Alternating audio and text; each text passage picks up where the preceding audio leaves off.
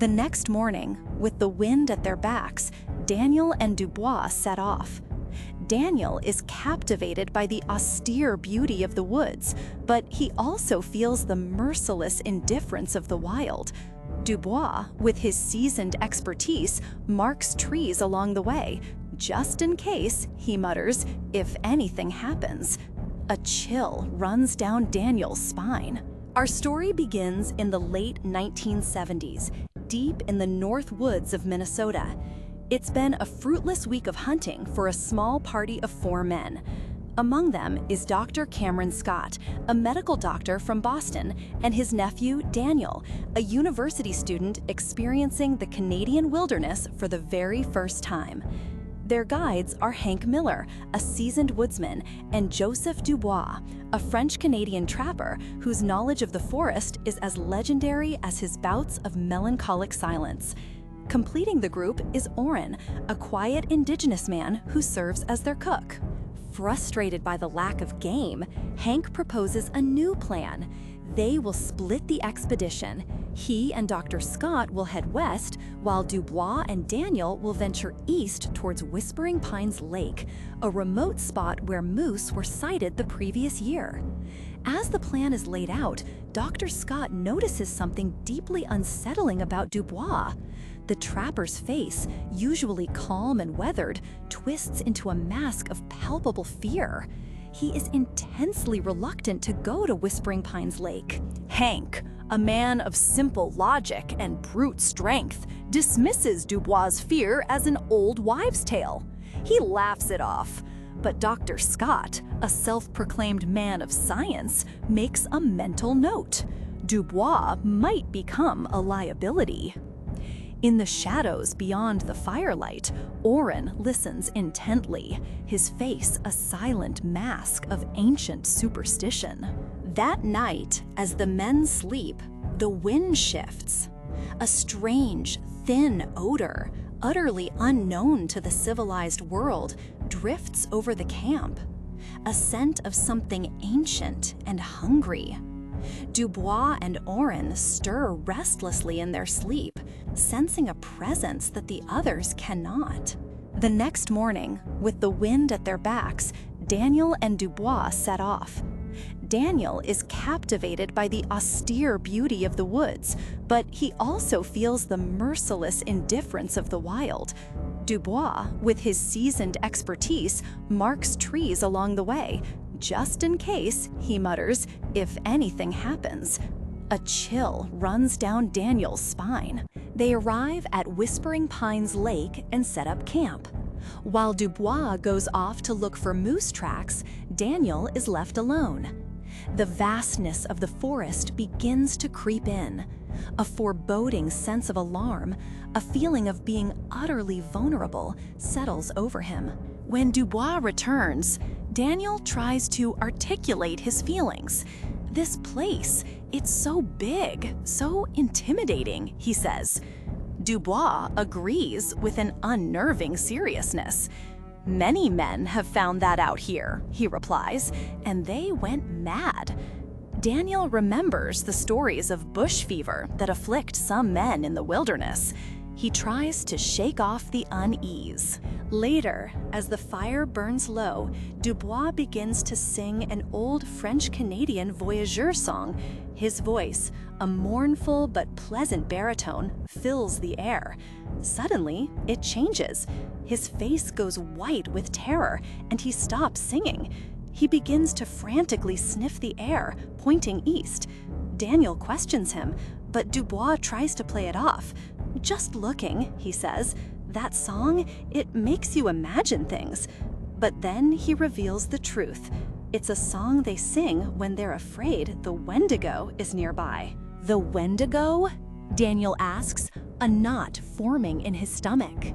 Dubois describes it as a great beast that lives in the north, quick as lightning and of a terrible appearance. Daniel, still trying to cling to his rational worldview, dismisses the story as a backwoods superstition and suggests they go to bed.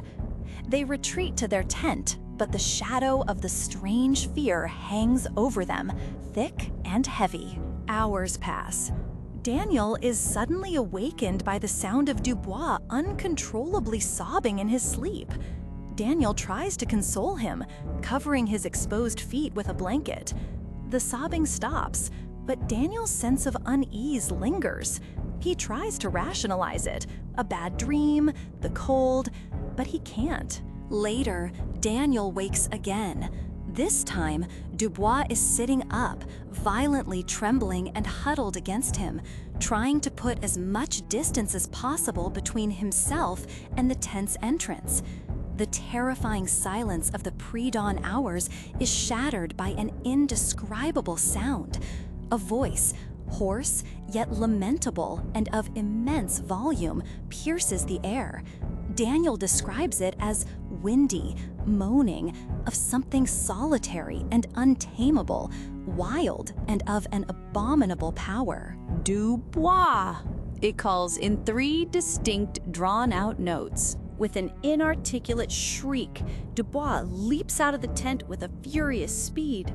"Oh, oh, my feet of fire! My burning feet of fire! Oh, oh, this heightened fiery speed!" A strange, faint, but pungent scent fills the tent. It's the same odor from the other night. Daniel scrambles out, but there is no trace of Dubois. The forest is silent. A pervasive, inescapable odor lingers, a smell he can only describe as acid, not unlike the scent of a lion, but smoother and not altogether unpleasant. Dominating by a terror he has never known, Daniel screams Dubois' name. The forest only echoes back his cries. He is utterly alone. Exhausted, Daniel recovers and begins a more organized search for his guide. He finds a set of large, round, impossibly wide footprints in the snow next to the smaller tracks of Dubois. Initially, he assumes the larger prints belong to a moose, but he quickly realizes that no guide would behave so irrationally, especially without his rifle. He examines the larger prints and sees they are not a moose's. They are large, round, broad.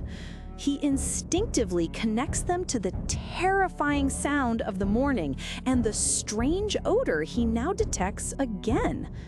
The memory of Dubois' feet projecting from the tent and the sheer terror on his face floods his mind. Daniel follows the tracks, marking trees for his return, but the silence of the forest and the sound of his own footsteps terrify him. He notices that the great beast's footprints increase to impossible proportions, becoming enormous flying leaps. And more disturbingly, Dubois' tracks are also increasing in the same proportion, side by side with the beast's. A vision of Dubois being carried by the creature fills his soul with horror. The search intensifies as Daniel notices a change in the tracks. The larger tracks begin to show a mysterious reddish tinge, and, far worse, Dubois' footprints have gradually assumed the likeness of the parental trail, becoming a careful, exact duplicate of the larger ones beside them. This indicates that Dubois' feet have also changed. Suddenly, both trails stop. There is nothing. The tracks seem to have left the ground. In that moment of complete despair, Daniel hears Dubois' voice again, lamentable, coming from a great height and distance. "Oh, oh, this fiery height! Oh, my feet of fire! My burning feet of fire!" Daniel, consumed by an indescribable panic, searches for hours before finally giving up. He returns to the camp, haunted by the lingering echo of Dubois' voice. The journey back is a terrifying ordeal, filled with imaginary footsteps and threatening shadows. He spends the night on guard, rifle in hand, keeping the fire alive. At dawn, he begins the long journey back to the main camp for help. Guided by pure instinct, Daniel finds the hidden canoe that Dubois had marked.